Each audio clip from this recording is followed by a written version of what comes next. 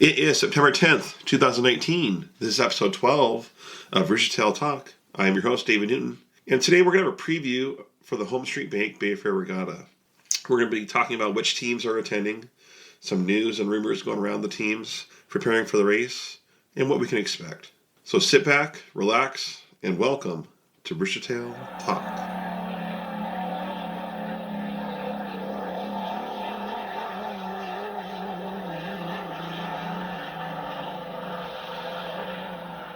Well, it's that time of year again. We're going towards fall, and Bayfair is upon us. The teams are traveling now down to San Diego, and I'm really excited because this year I'm going. This is the first time I've been in 12 years. I've been down 4 times before. I was down in 98, 2002, 2006, and 2007. So I'm really excited to go back down there. It's such a wonderful venue for a race. There's usually always great weather, beautiful spot. The pits are kind of located in a weird spot because they're on the side of turns 3 and 4, but that makes the starting line the other side of the course from where the pits are. But it actually makes for some great viewing area. You can really see the boats go down the backstretch, heading straight towards you, which is really exciting. It's a really fun spot to watch. And I've always heard Fiesta Island which is where the starting line is just a fantastic place to see some boats run because they get so close to the water's edge there. So I might have to go down there and check that out. I've never been to Fiesta Island. I've always just stayed over by the pits when I've gone down there. So looking forward to seeing all that. But with that great viewing area on the backstretch, there's also kind of a channel there that creates a wind issue. There's a kind of a breeze that goes down there, and so it can go against the boats there, and it's caused several flips over the years. The famous double flip in '88 with the Circus and the Madison. I know Ken's boat flipped there in 2002 or 2001, 2003, somewhere around there. But when I was there, I actually saw in '98. I saw the Lumar go over. I think that was more of a Roostertail flip than anything else, but I also saw in 2002 the U100 Greg Hop flips there in front of us. So saw a few flips there. Hopefully it'll be a safe weekend and there won't be any crashes. So that's what I'm hoping for. But with the salt water comes a lot of fast speeds. I believe the fastest qualifying speed ever for H1 Unlimited was on that race course. It was actually 20 years ago. With the Miss Budweiser and Dave Villock, and he qualified at 173.384 miles an hour, and that's just cooking. I can't believe how fast that is. That would be impressive to see a lap of over 170. It's kind of wild to think where qualifying speeds would be if there was more money in the sport and there wasn't as many restrictions. Would there even be up to 180? That would be pretty wild, but we'll never know that, but we'll see what kind of speeds we get on this year. But I have some really fun memories of being down there. When I was down there in 2002, 2006, 2007, I brought my 1/8 scale models, and there used to be a club down there that raced across the street in Little Lagoon. It was really narrow, but really long course, and it was on saltwater because it came right in from the bay there, and it was a challenge. It was fun to run on saltwater, and I got to experience firsthand on a smaller level what boats have to deal with when running saltwater. It was a challenge, but it was fun because you got to see how the boat reacted and just drove differently. The boats floated more; they were more buoyant on the water, so it was faster speeds for the models. It was fun to race on. It was different driving on. Boats just seemed to accelerate better and turn better and just perform better, but that also came with some consequences. The water down there was pretty warm because it was pretty shallow in that bay or in the lagoon. So the water was warmer, and so it was harder to cool down equipment. But the biggest challenge was maintaining the hardware in between every run you go out there. the saltwater is just brutal on any metal running surface. And after every time you ran the boat, you'd have to bring, we had to bring fresh water to rinse it off. And so we had to get one of those, our weed killer bins where you pump the spray, and you can spray it out. But we'd fill it with water, and we'd spray down the whole boat, spray down all of the running hardware, the motor, everything, and then go back with WD-40 and spray it again, and make sure all of the metal surfaces didn't corrode, because if it did, if it settled just for a few minutes, the salt would corrode in there, and it would bind up anything that you had to rotate or move. So the rudder, the shaft, the motor, any of that stuff it could freeze and lock up on you, and several people had that issue. There was one time a friend of mine was trying to start this boat up after the second or third round, and the motor was frozen because he didn't spray it down right away after his run, and so he had to tear the motor down and get all the salt out and rebuild it, and he missed it. He missed a round because he didn't do the maintenance on there. So it's hard stuff. You got to desalt everything.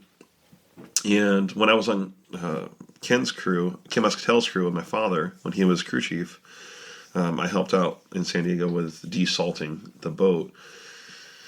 And they had a hose from a pipeline, so as soon as the boat was on the sling and it was in the air, you were hosing down the bottom of the hull trying to get any of the salt off the boat, but mainly the strut and the rudder and the prop and the skid fin, and just trying to get all the salt off that you could so nothing could corrode. And then you'd have to go back, and once it's on the trailer, pop off some hatches, get the WD-40 out and spray anything you could, just to make sure nothing could corrode and freeze up from that salt. So it's a big deal running down salt water. A lot of people don't understand the challenge it is from going on fresh water to salt water. You have to take many more things into consideration. Also, a fun memory I have, I think it was 2006, my dad and I both raced in that lagoon area.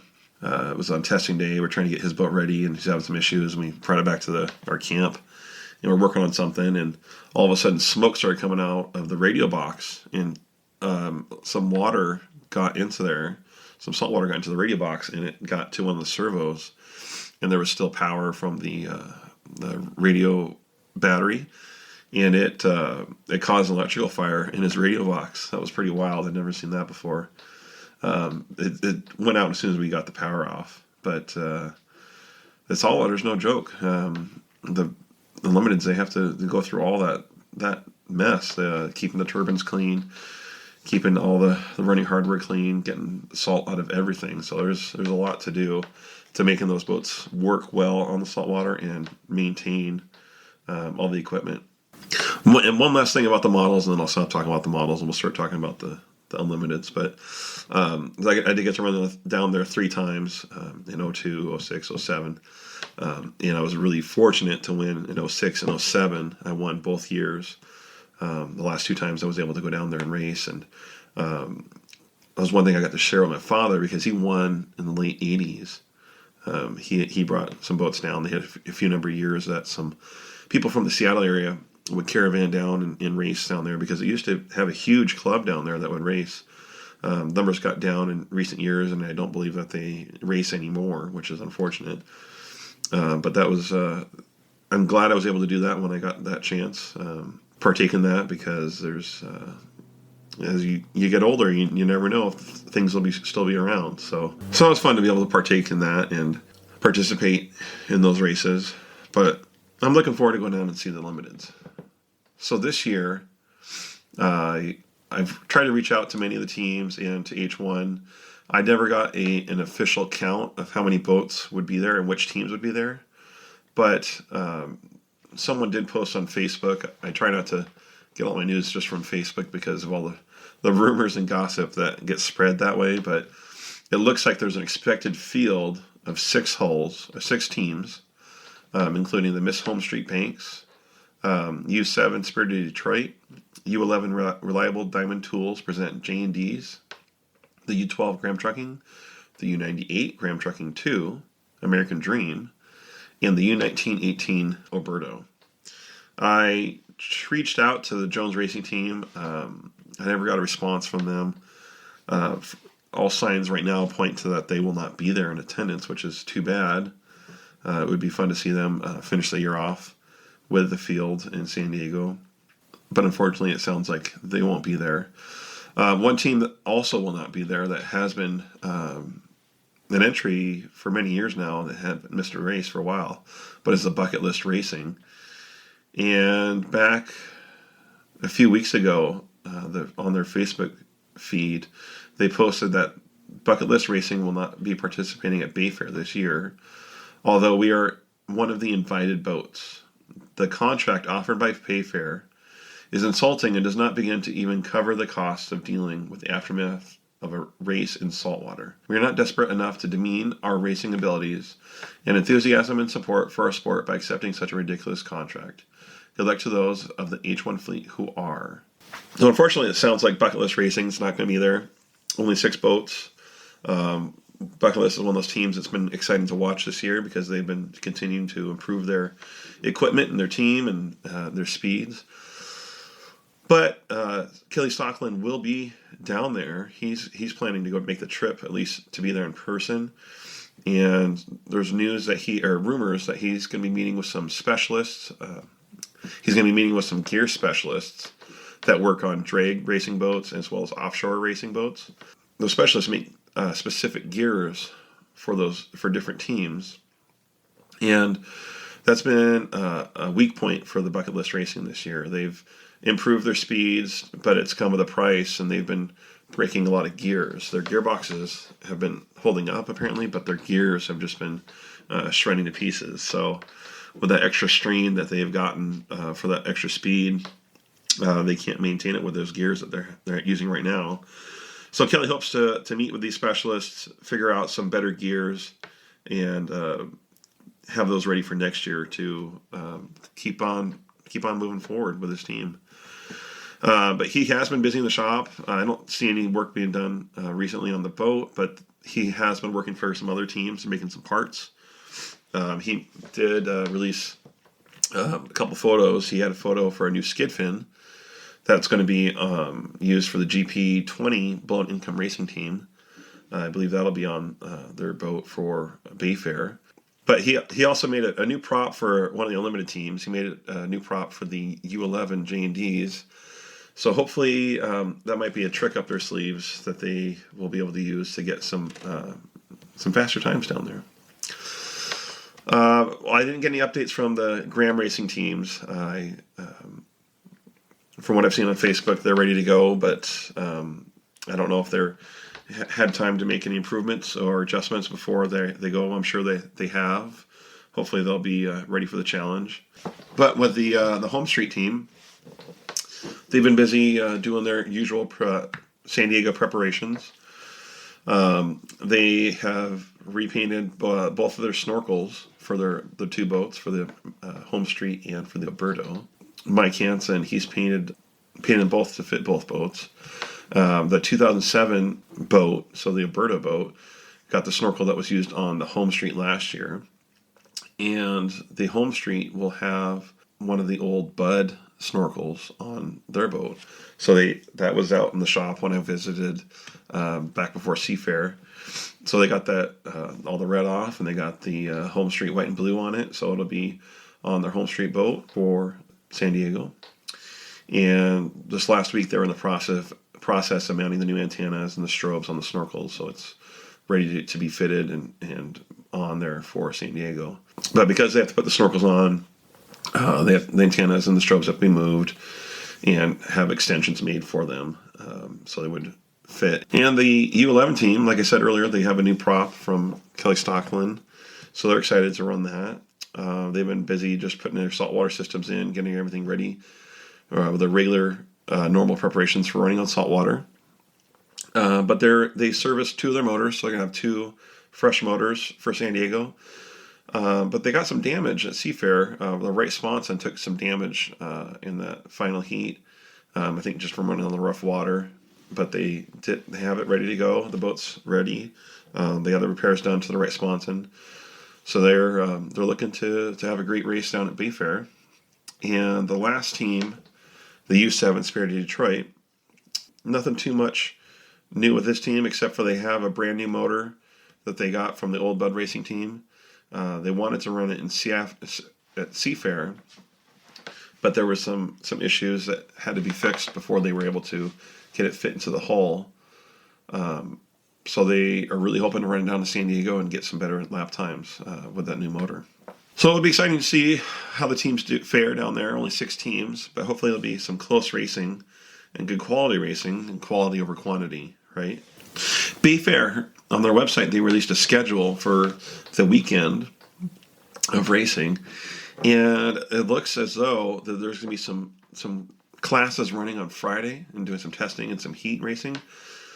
But the H1 class and the GPs aren't running until Saturday. So Friday will be a setup day for the GPs and for the Unlimiteds. And unfortunately, we won't get to see them run until Saturday morning. So it's going to be quite a tight weekend because they're going to have H1 will test from 8:50 to 9:50 on Saturday morning. The GPs will test from 9:50 to 10:20, so not even a full hour. And then they're going to have qualifying in the afternoon for for H1. H1 will be qualifying 12:30 to 2, and then an hour later they'll have their first heat at 3 o'clock. So it says H1 Heat 1 at 3 o'clock. And then their second heat will be at 4:15. And on what I find interesting on the schedule is they just have H1 Heat 1 and H1 Heat 2. They don't have Heat 1A and 1B. So I'm not sure if they're going to be running them all 6 boats together for each round, or if they'll be separating them into 2 heats for each round. So we'll find out this weekend. And then on Sunday, they have a short test session in the morning for H1, and then they go straight into racing at 10:30 for the third round of H1. They're going to have a fourth round at 2:45, and then at 4:10 the final heat. So just 2 days of racing. There's not going to be any running for H1 or GPs on Friday, which is unfortunate, but maybe, or hopefully with this condensed schedule for 2 days, it'll be better for the fans down there with only 6 boats to be in attendance. Well, before we go into talking about this year's qualifying, I want to talk about last year's and do a little review on what we saw for qualifying at Bayfair. And last year there were 6 boats there. We had the Homestreet Bank U1, the U9 Jones Racing Team was there, U21 Go Fast Turn Left Racing, 440 Bucket List Racing, the U11 J&D's, and the U99.9 Miss Rock. Now, we have 6 boats again this year. The Jones Racing, the Go Fast Turn Left Racing, and the Bucket List Racing will not be there.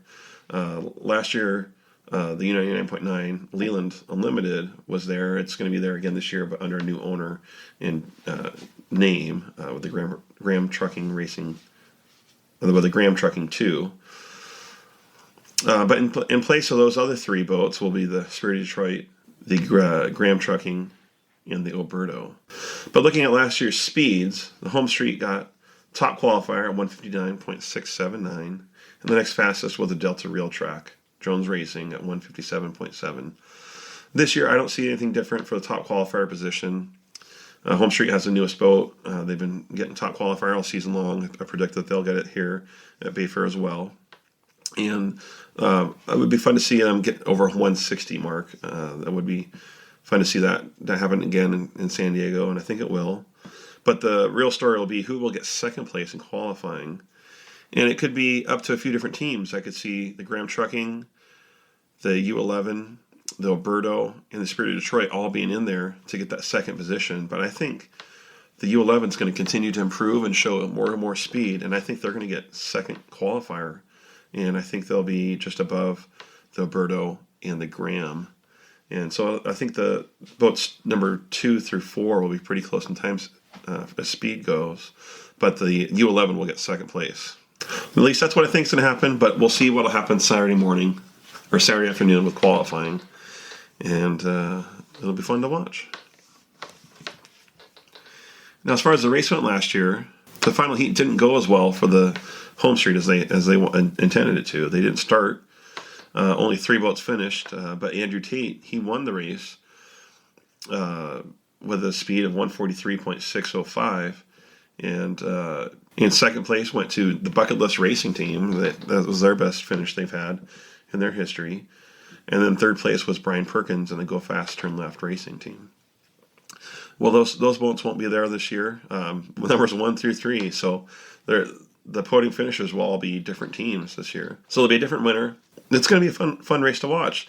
Even though there's only 6 boats in attendance, there's a lot of talent in the driver's seats, and there's a lot of parity with the different teams. Homestreet does have a bit of an advantage, but I think it'll be a good race on the water.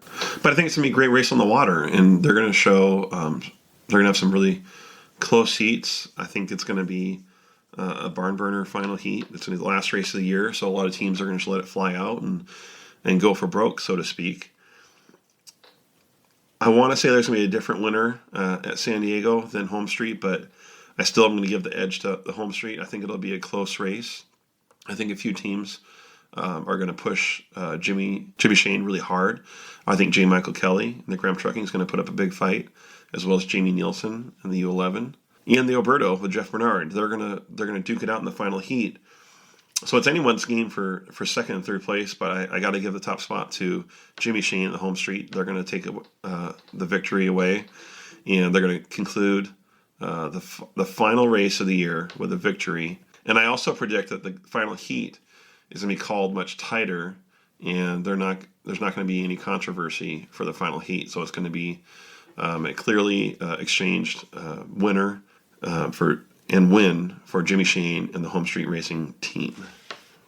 Now, one last thing I want to talk about for San Diego is the points race. Jimmy Shane and the Miss Madison Homestreet Bank Racing Organization have a large lead in the point standings. They have 1,443 points over the Graham Trucking Racing Team and J. Michael Kelly.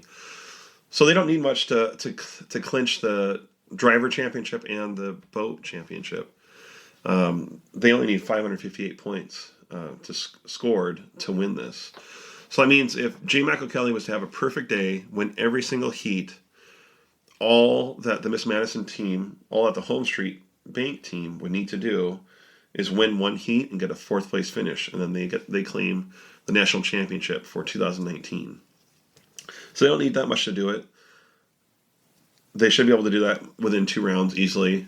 They get 2 second place finishes, or like I said, a 1st and a 4th place finish. It's theirs. So look for that to happen on Saturday of Bayfair, that they clinch the national championship. Because even if they won a heat and they raced J. Michael Kelly would even have even less points. So they could potentially even have this done in the first round of racing. It's fun to see a different team win from last year. It was nice to see Andrew Tate and Jones Racing team win, but now it's going to be the new champions of Homestreet Bank Racing and Jimmy Shane, what I predict right here. But we'll see what happens this weekend. You never know. Stranger things have happened. That is a large deficit for J. Michael Kelly to come back from and get Graham Trucking Racing. But that's part of racing. You never know what happens until the checker flag flies. All right, but that's all I got for you for this week. It's a shorter episode, but wanted to talk about San Diego. I hope you enjoyed our episode. It's our 12th episode and the preview of the Homestreet Bank Bayfair Regatta. I'm really looking forward to going down there and talking with a few people at San Diego. I hope to get some great interviews for you, get some great news for weeks to come. But don't forget to check back next Tuesday, as we'll have a new episode released on September 17th at 5 a.m. Pacific Standard Time. Also, don't forget to hit that subscribe button on your podcast player, as well as rate and review your experience. For more updates and Hydro news, check us out on social media. We're on Facebook, Twitter, and Instagram. Roostertail Talk is now online with our website, www.roostertailtalk.com. On the website, you can sign up for an email subscription list to get notifications on upcoming episodes, Hydro news, podcast updates, and much, much more. Finally, this is a free podcast to all of our listeners. But if you're really enjoying the Roostertail Talk and want to help us to continue to grow and expand, please donate. You can find a link to donate through our PayPal on our website under the support tab. So until next time, I hope to see you at the races.